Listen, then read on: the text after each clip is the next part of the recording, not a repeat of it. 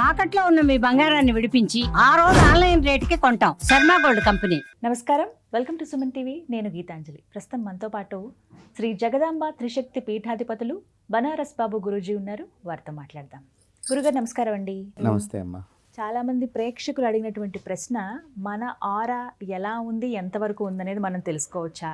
ఆరా cleansing అని ఇప్పుడు వింటూ ఉన్నాం, కొన్ని క్లాసెస్ ద్వారా చాలామంది వెళ్ళి తెలుసుకుంటున్నారు. అవి ఎలా తెలుసుకోవాలి? ఆరా క్లెన్స్ చేసుకోవచ్చా? చెడు ఆరా మన చుట్టూ ఉంది అని మనం ఎలా తెలుసుకోవచ్చు? అసలు వేటికి ఆరా అనేది ఉంటుందో తెలియచేయండి. శ్రీరామ రామ రామేతి రమే రామే మనోరమే సహస్రనామ తత్తుల్యం రామనామ వరాననే. మన ఇంట్లో నెగిటివ్ ఎనర్జీ మీరు అన్నట్లుగా ఇప్పుడు చాలామందికి ఇది ఒక పెద్ద సమస్య అయిపోయింది. మా ఇంట్లో నెగిటివ్ ఎనర్జీ ఉందా అని కొంతమంది, అసలు ప్రత్యేకించి దీని గురించి ఫోన్ చేసే వీక్షకులు చాలామంది ఉన్నారు.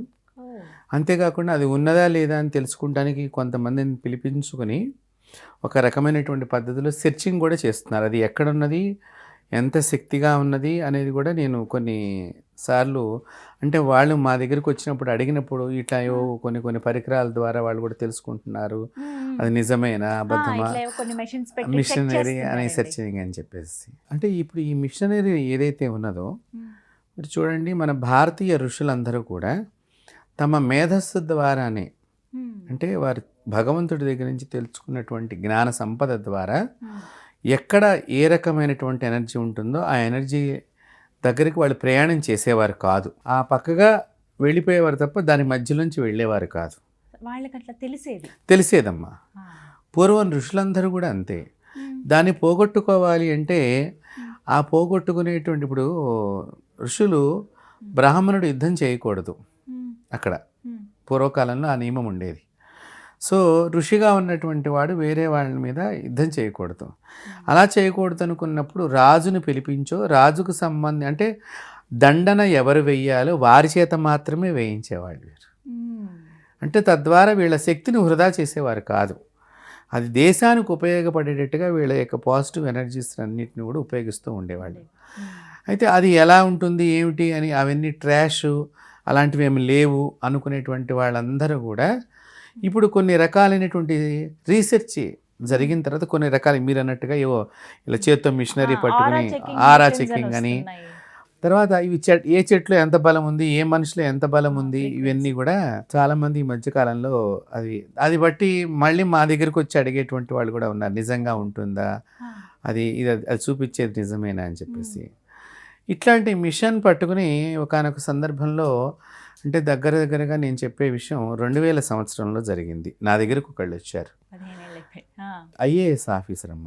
ఈ మిషన్ కొత్తగా వచ్చినటువంటి సమయంలో ఆయన కూడా ఒక సాధకుడు, ఒక ఐఏఎస్ ఆఫీసరు. వారు నేను పేరు చెప్పకూడదు కాబట్టి చెప్పను. ఆయన కూడా ఒక సాధకుడు. ఆయన ఎవరెవరి గురువులు ఎవరి ఎంతెంత ఇది ఆరాస్ కనుక్కునేటువంటి మిషన్ కింద ఆయన పరిశోధనలు ఎవరెవరి దగ్గరకున్నారు అనుకున్నప్పుడు ఒకసారి నా దగ్గరికి చూడాలనిపించింది. అంటే మాది వెబ్సైట్స్ అవి ఉంటాయి. సో దానిలో ఇది చూసినప్పుడు ఆ మిషన్ అసలు కంటిన్యూషన్గా తిరుగుతూనే ఉంది, ఆగకుండా. నా ఫోటో ముందర పెట్టి ఆయన సెర్చింగ్ చేసినప్పుడు, ఓకే ఏంటి అసలు ఈ మిషన్ ఆగట్లేదు, ఆయన చేతులు నొప్పులు వచ్చేసి కింద పెట్టేశాడు మిషన్. ఆయన చెప్పింది అది. దానిలో నా నెంబరు అవన్నీ ఉండేసరికి ఆయన కనుక్కొని, ఆ నెంబర్ కనుక్కొని, మామూలుగా మీతో కలవాలండి, నేను ఏదో కొంచెం ఒక జాతక పరిహారం కింద అన్నట్టుగా అతను మాట్లాడాడు. తను సూట్ కేసుతో వచ్చాడు, ఏదో ఊరి నుంచి వచ్చాడేమో అనుకున్నాను, నాకు తెలియదు. ఆయన కూడా అంతా చెప్పిన తర్వాత, నేను ఇట్లా ఐఏఎస్ ఆఫీసర్ అండి, పుట్టపర్తి బాబావారి భక్తుల్ని అని చెప్పారు. బాబావారి దగ్గర కూడా ఈ మిషన్ గురించి అంతా సెట్ చేయటము అవన్నీ కూడా జరిగినాయి. నేను ఇప్పుడు మీ దగ్గరికి వచ్చింది కూడా ఈ మిషన్ గురించి తప్ప నేనేం జాతకం గురించి రాలేదు. ఆయన లండన్ నుంచి వచ్చారు ఆ మిషన్ తీసుకుని, 2000 సంవత్సరం ఇది. చూసినప్పుడు ఏంటండి మిషన్ అది అంటే, ఆయన ఇట్లా చెప్పుకొస్తుంటే సరే టెస్ట్ చేయండి చూస్తాను అది అసలు నిజంగా ఎంత పని చేస్తుందని అనగానే ఆయన ఆ మిషన్ తీసాడు, ఓపెన్ చేశాడు, నా ఎదురుగుండా పెట్టాడు చేత్తో పట్టుకుని. అసలు అది కదలట్లేదు. ఆయన ఏంటి నా మిషన్ ఏమైనా చెడిపోయిందా అనే ఒక పావుగంట సేపు దాన్ని ఇటు అటు ఏదో చేసి 2 నిమిషాలు ఆగి, గురుగారు మీరు ఏమైనా దీన్ని లాక్ చేశారా అని అడిగాడు ఆయన. అడిగితే నేను నవ్వు ఊరుకున్నాను. సరే ఇప్పుడు తీసి చూడండి అని అన్నా నేను. ఆయన మళ్ళీ మిషన్ పట్టుకుని చూస్తే దానంతటి కదా అలా తిరిగిపోతుంది. ఇలా పట్టుకున్నారు ఆయన. అదేదో గన్ మాదిరిగా ఉందమ్మా చూడటానికి. అసలు ఈ సర్కిల్ తిరుగుతుంది, కంప్లీట్ సర్కిల్ తిరుగుతుంది. తిరుగుతుంటే ఆయన వెంటనే కింద పెట్టేసి, నేను సేమ్ ఇదే ఇష్యూ మీ ఫోటో పెట్టుకున్నప్పుడు కూడా నేను వెబ్సైట్లో చూశాను, ఆ వెబ్సైట్లో చూసినప్పుడు ఇలాగే జరిగింది, ఫోటోకే ఇంత ఉన్నది అంటే ఒరిజినల్ మనిషికి ఎంత ఉంటుంది ఎనర్జీ, అది చూద్దామని నేను మిమ్మల్ని వచ్చాను అని అప్పుడు ఆయన అసలు విషయాన్ని. సో ఇట్లా ఒక మనిషి యొక్క ఆరా విషయంలో, ఒక చెట్ల యొక్క ఆరా విషయంలో, ఒక ఇంటి యొక్క ఆరా విషయంలో కూడా మనం అనేక విధాలుగా తెలుసుకోవచ్చు. అంటే ఇప్పుడు మనిషితో పాటు వీటన్నిటికీ కూడా ఆరా చెకింగ్, ప్రతి చెట్టుకి కూడా ఒక ఆరా ఉంటుంది. ఇలా చెట్లకి కూడా ఆరా ఉంటుంది అనేది చాలామందికి తెలియదు. జంతువులకి కూడా ఆరా ఉంటుందని చాలామందికి తెలియదు. అవి ఆరా కనిపెడతాయని విన్నాను నేను. అంటే వాటికి తెలుసు కదా పరిజ్ఞానం. మీరు ఇక్కడ బాగా గమనించినట్లయితే సాధకుడు మంచి భక్తి సాధనలో ఉన్నప్పుడు ఆ ఆశ్రమానికి క్రూర జంతువులు వచ్చినప్పుడు కూడా సాధు జంతు ప్రవర్తన కలిగి ఉంటాయి అనేటువంటిది మనం పూర్వకాలంలో మనం చదువుకున్న పురాణాల్లో మీకు అక్కడక్కడ. ఇప్పుడు అంతెందుకమ్మా, మీరు ఆలోచన చేయండి, అమ్మవారి వాహనం ఏమిటి? పులి లేకపోతే సింహం. స్వామివారు పరమేశ్వరుడు యొక్క వాహనం ఏంటి? నందీశ్వరుడు. ఇవి రెండు సహజంగా విరోధ జంతువులు, కానీ ఒకటే ప్రదేశంలో అన్నదమ్ముల్లాగా మెలుగుతున్నాయి. కారణం ఏమిటి? దేవతలు ఎప్పుడూ కూడా శత్రుభావన వీడి కలిసి ఉండేటువంటిది నేర్పడమే దేవతాశక్తుల యొక్క పని. కాబట్టి ఆ జంతువులకే అవి రెండూ కలిసి ఉన్నాయి. మీరెందుకు కొట్లాడుకుంటారు? ఒకటే కుటుంబంలో పుట్టి నేను గొప్ప అనేటువంటి అహంకారాన్ని. ఇప్పుడు ఈ నెగిటివ్ ఆరా మనలో ప్రవేశించడానికి మెయిన్గా కారణం ఏంటంటే ఈ 3 రకాలైనటువంటి అగ్నులు మనలో ఉంటాయమ్మా. అంటే వాటిని మన ప్రమేయంతోనే అవి మనమే సృష్టించుకుంటున్నాం. అంటే భగవంతుడు సృష్టితో పాటు అవి కూడా ఇచ్చాడు. మళ్ళీ ఇప్పుడు ఈ మొక్క చెప్పానుకోండి, వెంటనే ప్రశ్నలు వేస్తారు వీక్షకులు, ఏమని, భగవంతుడు అన్నీ మంచిగా ఇవ్వచ్చు కదా అని చెప్పి. కానీ అన్నీ మంచి ఇస్తే ఎట్లా ఉంటుందంటే నువ్వు ఒక రాయిలాగా ఉండిపోతావు. నీకు తెలుసుకోవాలి ఏమిటి అనేది వివేకాన్ని, నీలో చిగురించేటువంటి దాన్ని నువ్వు ఆపేసుకున్న వ్యక్తి అవుతావు. అందుకని భగవంతుడు 99.999 మంచించి ఒక్కదాన్ని మాత్రం నీ వివేకానికి వదిలేశాడు. ఆ పాయింట్ 1లో మనుషులు ఇన్ని ప్రమాదాలు తెచ్చుకుంటున్నారు. ఈ ప్రమాదాలు తెచ్చుకోవటం ఒకటి, అనవసరమైనటువంటి చెడుకు దగ్గరవుతున్నారు.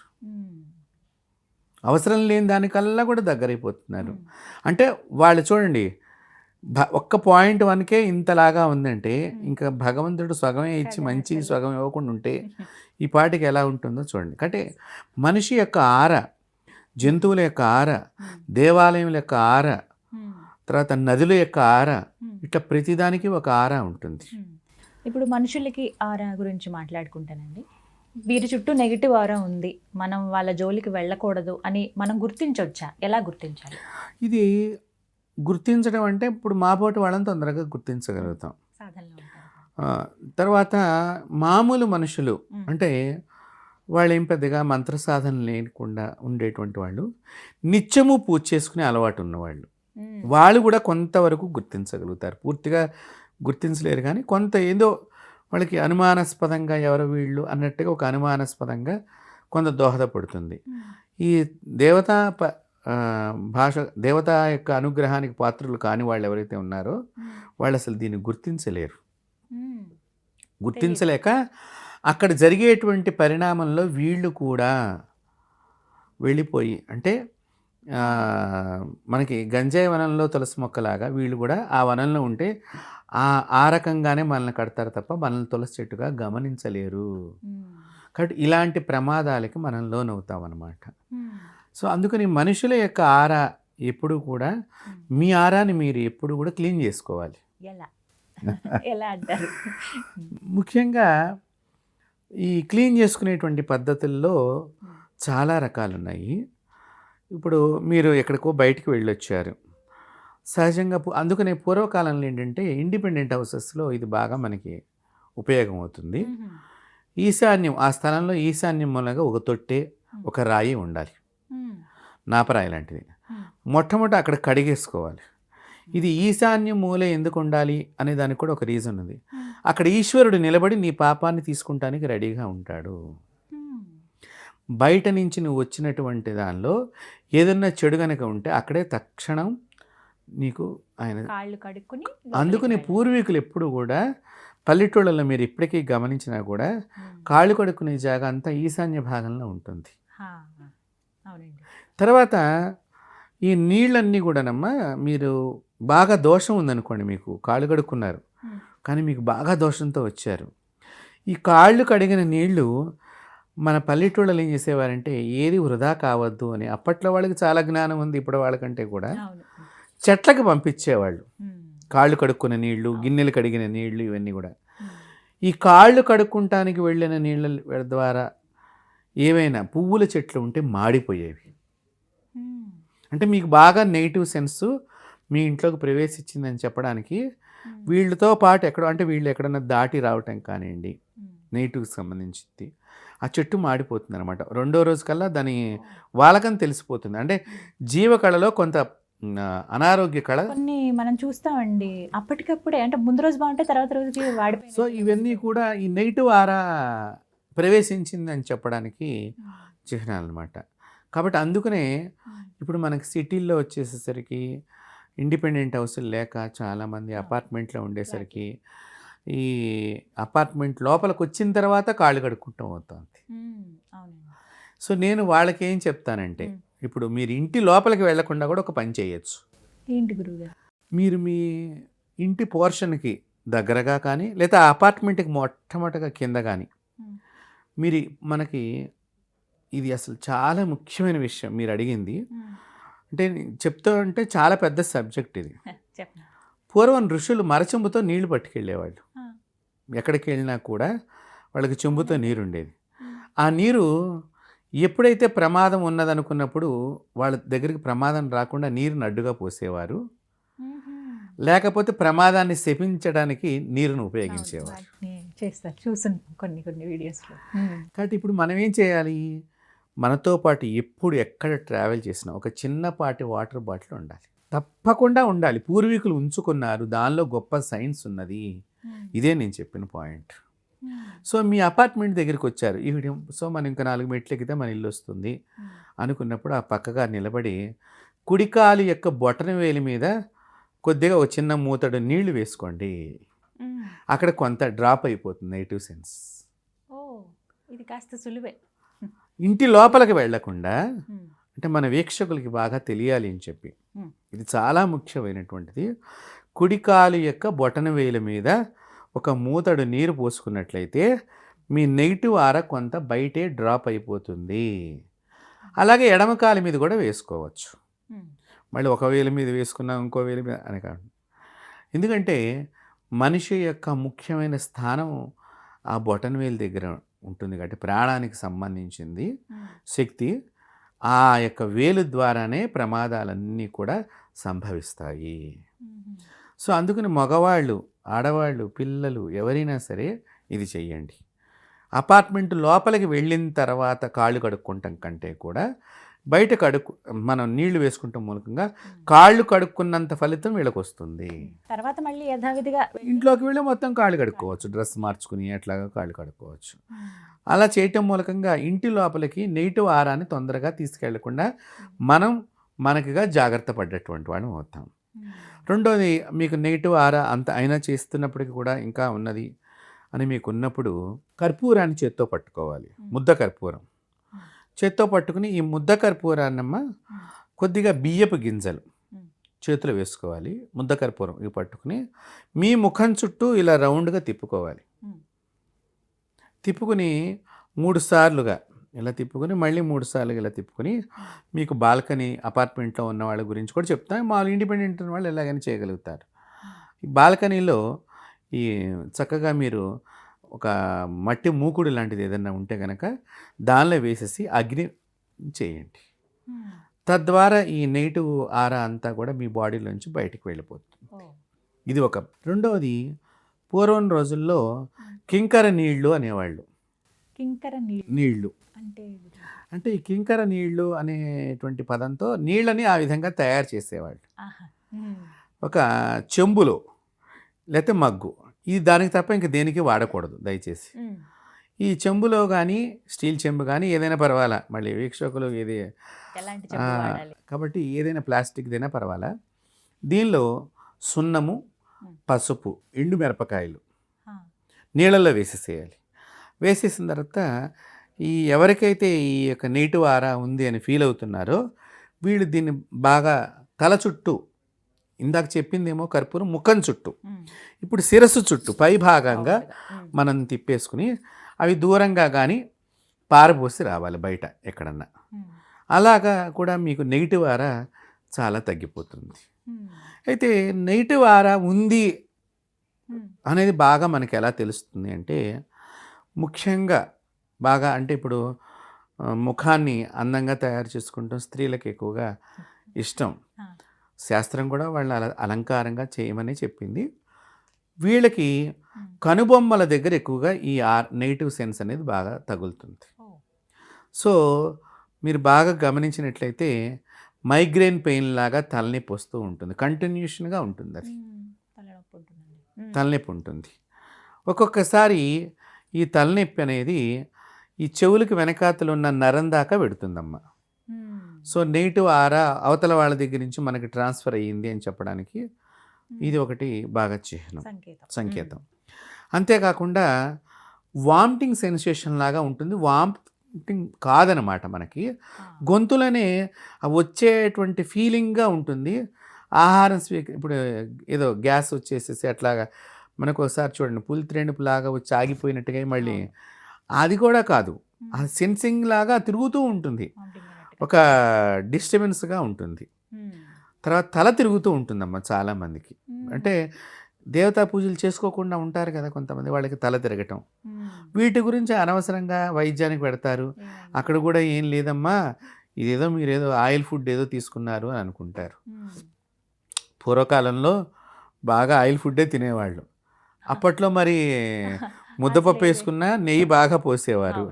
పచ్చళ్ళలో కూడా నూనె బాగా, గోదావరి ప్రాంతంలో అయితే చక్కగా నూనె పోసుకుని గోంగూర పచ్చట్లో మంచిగా కలుపుకుని కమ్మగా తినేవారు. అప్పట్లో ఇవేమీ లేవు. కారణం ఏంటి? ఇవన్నీ బయట డ్రాప్ అయిపోయేవి. ఇంటి లోపలికి ఇంకా బాగా పల్లెటూళ్ళల్లో చూస్తే కనుక బట్టలు కూడా, అక్కడ బాత్రూమ్ ఉండేది బయటనే, బట్టలు కూడా విసర్జన చేసేసి లోపలికి స్నానం చేసి టవల్ కట్టుకుని వచ్చేవారు. కాబట్టి అప్పట్లో ఈ ప్రభావాలు ఎక్కువగా లేవు. ఒకటి. రెండవది, నెగిటివ్ సెన్స్ అప్పుడు ఉన్నది, నెగిటివ్ హోరా అప్పుడు ఉన్నది, ఇప్పుడు ఉన్నది. అయితే ఈ చేసేటువంటి వాళ్ళు, నెగిటివ్ పనులు చేసేవాళ్ళు కానివ్వండి, ఈ నెగిటివ్ పూజలు చేసేటువంటి అంటే చేతబడి, బాణామతి, ఇవన్నీ చెడ్డ పూజల కింద మనం ఫీల్ అవుతాం కదా, వీళ్ళందరూ కానివ్వండి, ఊరికి దూరంగా ఉండేవాళ్ళు, ఎక్కడో ఒక మనం 2-3 జిల్లాల అవతల ఎవరో ఒకళ్ళు ఉన్నారన్నట్టుగా వినేవాళ్ళం. కానీ ఇప్పుడు అలా కాకుండా వాళ్ళు కూడా మనతో పాటు ఇప్పుడు సిటీస్లో కానివ్వండి ఎక్కడైనా ట్రావెల్ చేస్తున్నారు. చాలామందికి తెలియదు వీళ్ళు ఇలాంటి వాళ్ళు అలాంటి వాళ్ళ అని తెలియదు. ఇంకొకటి ఏమవుతుందంటే, ఈ చెప్పేవాళ్ళు కూడా కొన్ని దృష్టి తీసేసేటువంటి మార్గాల్ని చౌరాస్తాలో వేయండి, 4 కూడల్లో వేయండి, ఇలాంటివి చెప్తున్నారు. చెప్పినప్పుడు ఏమవుతుంది, ఇది దాటినప్పుడు కూడా ఈ నెగిటివ్ హోరా మనకి పట్టుకుంటుంది. దీని ద్వారా కూడా మనం అనేక ప్రమాదాలు సంభవిస్తూ ఉంటాయి. కాబట్టి ముఖ్యంగా ఈ నెగిటివ్ మన శరీరానికి, మన ఆరాకి నెగిటివ్ ఆరా రాకుండా ఉండాల్సిందంటే మెయిన్గా మంత్ర సాధకులైతే కనుక ప్రతిరోజు కూడా రాళ్ల ఉప్పు, దాన్ని కల్లు ఉప్పు అని అంటాం పల్లెటూళ్ళల్లో, ఈ రాళ్ల ఉప్పుతో దృష్టి తీసేసుకుని చెంబులో పడేస్తూ ఉంటారనమాట.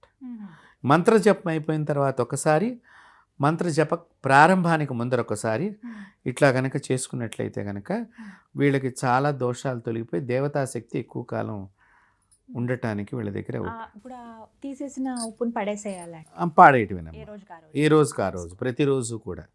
తద్వారా ఆరా లోపల చెడు ప్రవేశించకుండా ఉంటుంది, మీ ఆరా మీకు జాగ్రత్తగా ఉంటుంది. ఇంకా చెప్పాలి అంటే కనుక మీరు ఆరాధన చేసేటువంటి దేవత ఏదైతే ఉంటుందో అది శివుడే అనుకోండి, ఆయనకి భస్మంతో ఆరాధన చేస్తే ఆ భస్మాన్ని తప్పకుండా ఒక ప్యాకెట్ మీరు ఇక్కడ పెట్టుకుంటారు. ఇది రాలిపోవచ్చు, లేకపోతే మొహం కడిగేసుకోవచ్చు. అయ్యో మీరు ప్యాక్ చేసుకుని కనుక మీ జేబులో పెట్టుకుంటే మిమ్మల్ని నెగిటివ్ ఆరా టచ్ చేయదు. ఇలా కూడా ఉంటుంది. ఎందుకంటే దీన్ని ప్యాక్ చేయటం మూలకంగా దీనికి మైలు దోషం రాకుండా మనం జాగ్రత్త పడుతున్నట్లెక్క. సో మీ దగ్గర ఒక జేబు లోపల శక్తి ఉన్నది అనేటువంటి ద్వారా ఆ నెగిటివ్ దాని మీద ఆరా మీద ఇది ఫోర్స్ చేస్తూ ఉంటుంది రానివ్వకుండా. సో అలా కూడా కుంకుమ కానివ్వండి, పూజ చేసిన కుంకుమ కానివ్వండి, పూజ చేసిన విభూతి కానివ్వండి, ఇవి చాలా ఉపయోగపడతాయి. అంతేకాకుండా ఈ నెగిటివ్ ఆరా మీ దగ్గరికి రాకూడదు అనుకున్నప్పుడు ఏదైనా మీ దొడ్లో తులసి చెట్టు ఎండిపోయింది, లేదా మారేడు చెట్టు ఎండిపోయింది, అప్పుడు దానికి కొంచెం కాడని తుంచి వేసేసి ఆకులు తీసేసేసి మధ్యలో కొంచెం బలమైనటువంటి దాని కాండాన్ని, ఎండిపోయిన కాండాన్ని తీసుకుని చక్కగా శుద్ధి చేసి పసుపు రాసి బొట్టు పెట్టి దాన్ని మీరు పూజించాలి. ముందర మీకు ఏ దేవత ఇష్టమో ఆ దేవతతో పూజించాలి.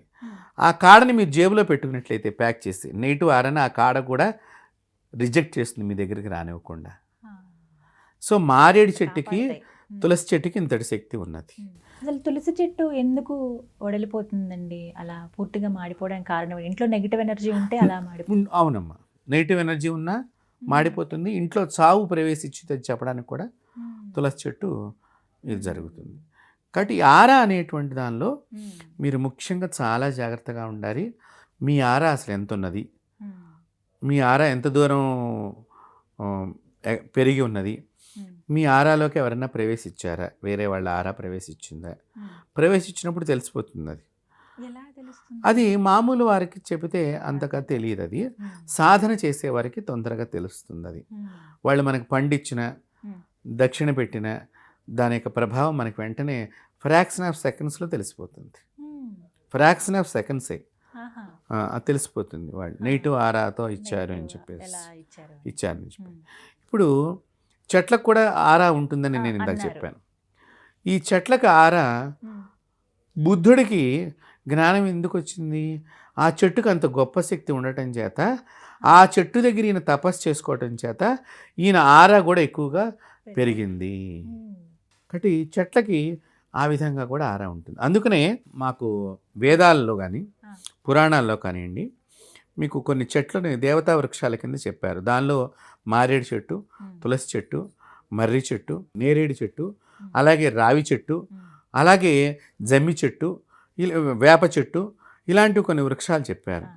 వేప గాలి ఎంత మంచిదో రాత్రిపూట దాని దగ్గర పడుకుంటే నెగిటివ్ ఆరా వచ్చేస్తుంది. పడుకోకూడదు.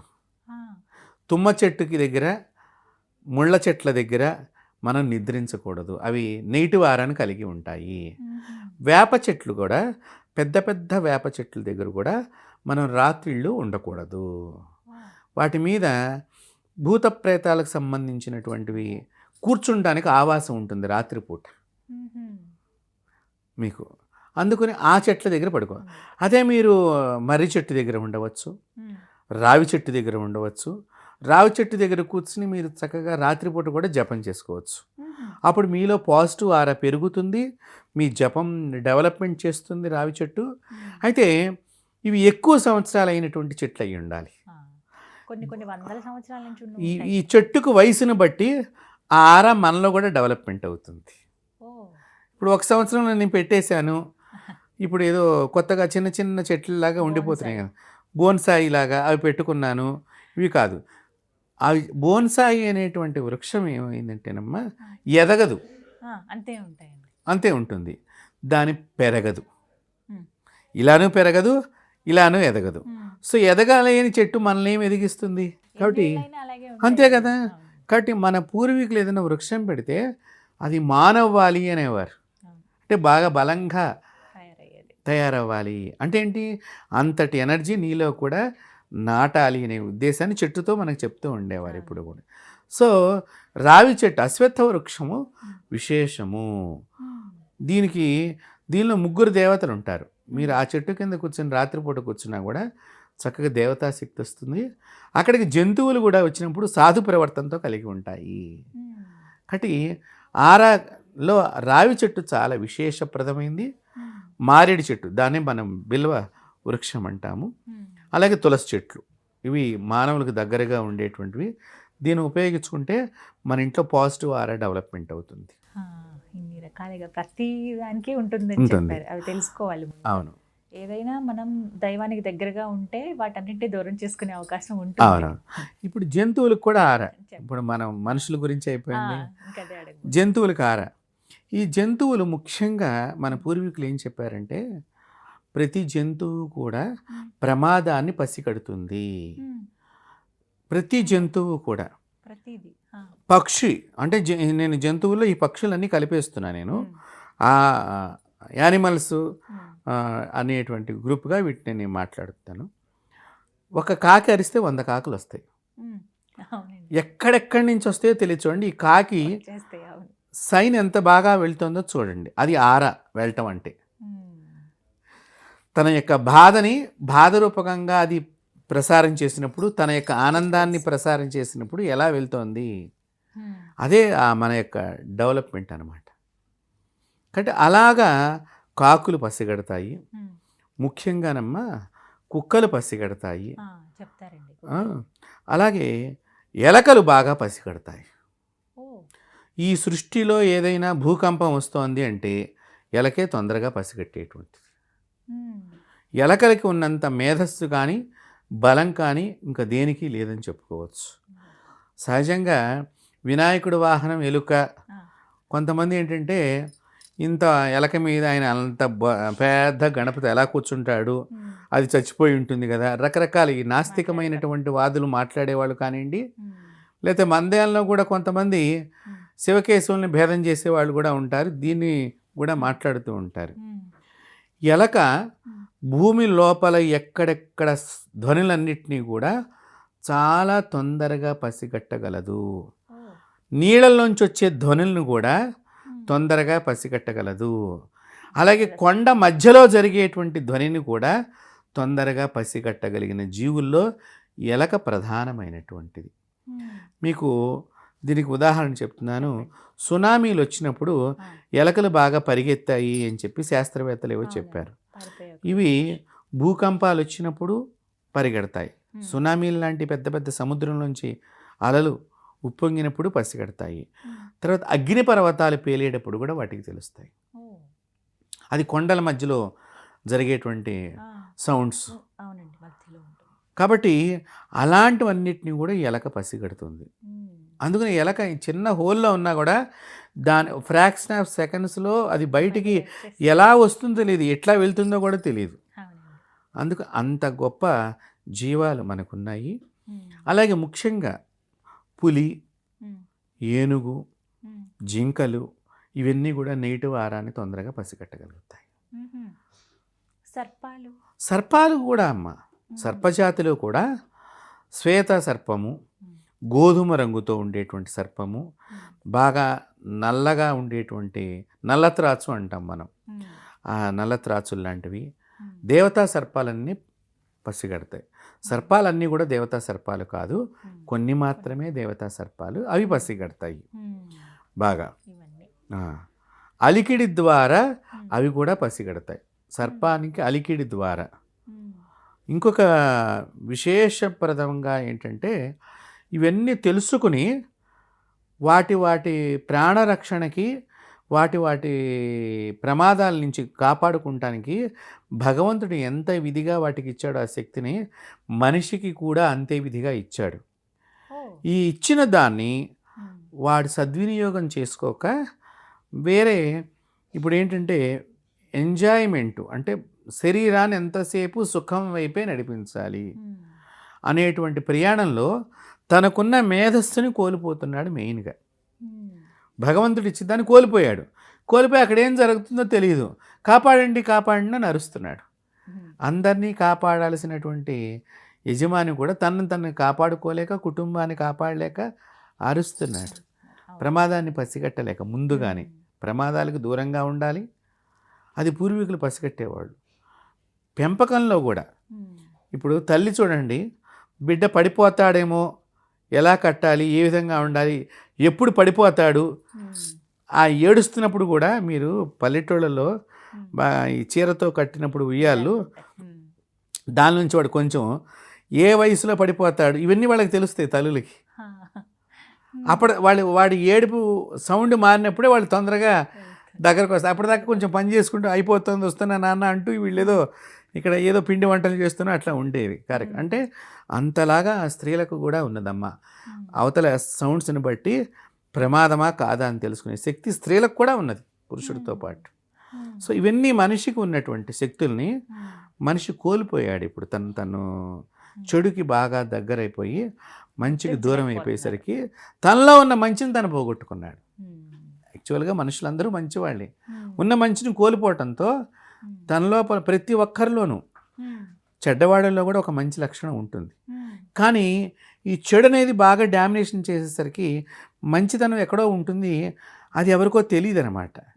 ఆ తెలుసుకుని వాడికి ఉరే నీలో ఈ మంచి లక్షణం ఉంది, ఇది డెవలప్మెంట్ చేసుకో, నువ్వు గొప్పవాడు అని చెప్పినప్పుడు ఈ చండాలుడైనటువంటి జీవితాన్ని నుంచి మంచి జీవితానికి వాడే వస్తాడు.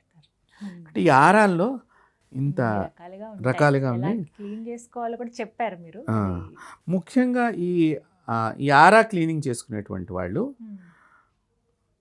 నోట్లో కల్లుప్పు వేసిన నీళ్లు తాగిసి గార్లిక్ అంటే పుక్కిలించటం అంటాం మనం తెలుగులో.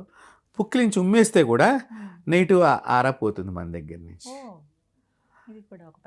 పద్ధతి ఎందుకంటేనమ్మా, పూర్వీకులు బాగా నోట్లో మనకి ఈ గొంతు దగ్గర నొసలాగా వచ్చి కొంచెం మండినట్టుగా ఉండటము, వాళ్ళు ఏమనేవాళ్ళంటే నువ్వు ఎక్కడో ఉమ్మేసావురా, అందువల్ల నీకు అట్లా గొంతులో ఇదే జలుబు కాదు, అది ఒక రకమైనటువంటి గొంతు నొప్పిగా ఉండటము, మాటలు కూడా ఒక్కొక్కసారి మనం మింగటం కష్టంగా ఉండటము, గొంతు పట్టేసినట్టుగా ఉండటము, వీటన్నిటికీ కూడా నెగిటివ్ ఆరానే చిహ్నం.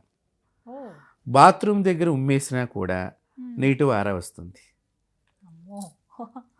సహజంగా ఈ మగవాళ్ళు ఎక్కువగా చేస్తూ ఉంటారు. మూత్ర విసర్జన చేసినప్పుడు ఉమ్మేయటం కానివ్వండి, టాయిలెట్స్ దగ్గర కానివ్వండి, దీని ద్వారా కూడా నెగిటివ్ ఆరా వస్తుంది. విసర్జనము అంటే ఏంటి? వదిలివేసిన చోట. అంటే నీ బాడీలో మలినాల్ని వదిలివేసిన చోట నువ్వు ఉమ్మేస్తున్నావు. అప్పుడు ఏమైంది, మళ్ళీ నీ నోటి ద్వారా అది ట్రావెల్ అవుతుంది. సో అందుకని అక్కడ ఉమ్మేయకూడదు.